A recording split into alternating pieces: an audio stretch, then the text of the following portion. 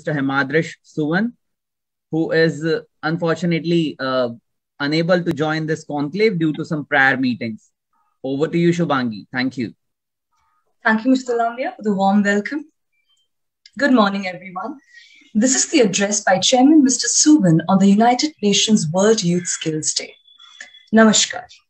Dear Mrs. Raman Smita, dear Mr. Shastri, dear Mr. Tolambia, dear Ms. Camilla Visconti, distinguished guests and my dear friends, many congratulations to all of you on the auspicious occasion of the United Nations World Youth Skills Day. This day is dedicated to the world at large, and India in particular, potential, resolve, and limitless possibilities of the future. This day reminds us of our huge leap in the skill development sector as a nation in just 5 to 6 years. The Prime Minister of India, His Excellency Shri Narendra Modi ji, has always stressed on the concept of skill, reskill, and upskill, and this mantra is the guiding light for all of us. It is said in our country, Sahase khalu Shri Vasati, that is, in courage alone there is prosperity. All of you, from our childhood friends to young friends, teachers, startups, and entrepreneurs, have together contributed in making the Skill India, Startup India movement a grand success. Dear friends, we remain a young nation.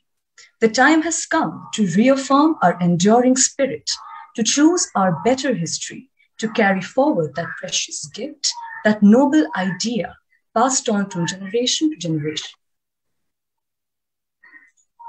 That is, the God-given promise that all are equal, all are free, and all deserve a chance to pursue their full measure of happiness.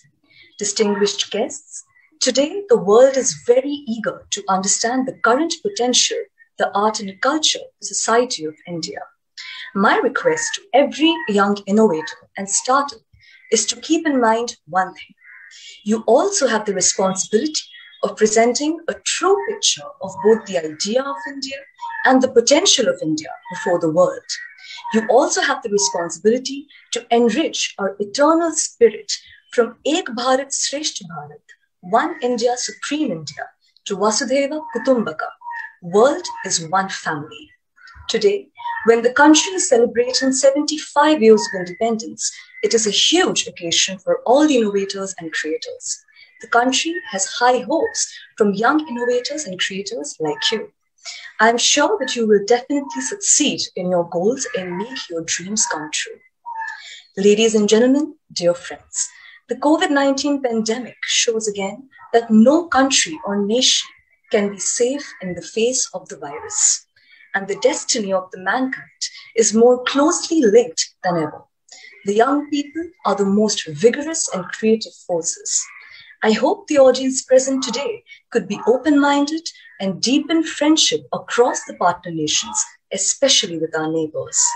A few days ago, I received a message on my social media account from a 16-year-old boy, Mr. Sinha from Bangalore. He wrote that India and China should keep the past behind and move ahead, and children and teenagers can play the role of friendship bridge in this journey of friendship and cooperation. Today, if Mr. Sinha or his family members are listening, then let's give him a big round of applause. With Mr. Sinha and many like him in our societies, I see unbounded potential in our bilateral relations, and I am more optimistic than ever of what we can achieve down the road. I'm convinced that with our joint efforts, both countries will embrace an even brighter future, and that we will renew our cooperation and contribute more Asian wisdom to peace and development of the region and the whole world. In the history of friendly exchanges, lasting more than 2,000 years between China and India, and for the bulk of this period, they have interacted peacefully with each other. Friends, China was one of the first countries in the world to stand with India amidst the second wave of COVID-19 and provided the largest number of oxygen concentrators along with the largest air cargo capacity for India. Therefore, we should grasp the general trend of development, fully implement the leaders' consensus, and push forward China-India relations in the right direction. Let's rise to the occasion, because there is no time like the present. Distinguished guests, I was slated to personally inaugurate and share my views with all of you at this event. However, due to a very urgent and important governmental engagement, I am unable to do so. Friends, at the same time, I'm glad to see a lot of vibrant participants from Bangladesh. 2021, a momentous year for India and Bangladesh. Bangladesh is celebrating the birth centenary of its tallest leader and father of the nation, Bangabandhu Sheikh Mujibur Rahman. In fact, as Prime Minister Modi ji noted in his special remarks at the inaugural ceremony of Mujib Barsho, Bangabandhu is a hero in India as well. Also, Bangladesh is commemorating the 50th anniversary of the historic liberation war, a struggle in which India was honored to contribute to the valiant efforts of Bangladesh. The sacrifices made by the earlier generations resulted in one of the unparalleled episodes in contemporary world history, and the brave nation of Bangladesh was established. This year also marks the 50th year of India-Bangladesh diplomatic ties. The great poet-philosopher Nazrul Islam once wrote, "We all share happiness and sorrow equally."